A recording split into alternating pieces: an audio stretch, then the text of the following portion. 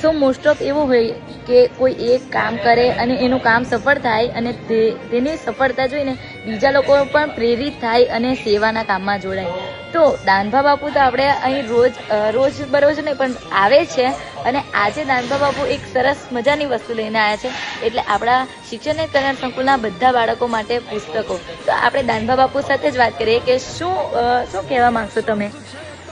એટલે અવારનવાર હું તો આ બાળકોને અને વડીલો વૃદ્ધોને મળવા આવતો જ હોય છું, પણ જે કંઈ મને જે ઇન્ટરેસ્ટ છે આ જે નિરાધાર માણસો જે બાળકોને મયપતસિંહ ફાઉન્ડેશન ભણાવી રહ્યું છે, તો એમાં આજે મને મનથી જેવું થયું કે કંઈ થોડા પુસ્તકો લઈ જાઉં જેથી કરીને બાળકોને ભણવામાં સરળ પડે અને આગળ એમના જે કંઈ આથી સફળ એજ્યુકેશન મેળવીને આગળ તરક્કી કરે અને એ ભારતનું ભવિષ્ય છે, એ કાલ ભણી ગણીને આગળ વધે અને એ નિરાધાર લોકોની મદદ કરે, આવી હૃદયથી દાદાને પ્રાર્થના કરું.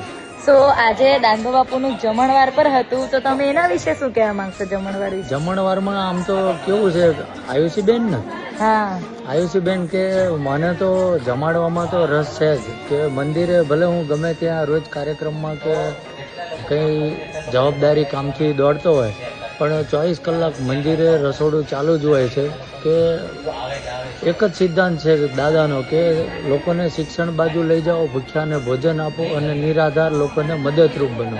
બસ આજે દાદાના બતાવેલા માર્ગદર્શન ઉપર ચાલું છું અને આમાંથી જે કોઈ આ માધ્યમે જે કોઈને એમ થાય કે ભાઈ સાચું લાગતું હોય ને એ પણ એ પરિસ્થિતિ ઉપર જ્યાં સેવાકીય પ્રવૃત્તિ થતી હોય ત્યાં સેવામાં જોડાય.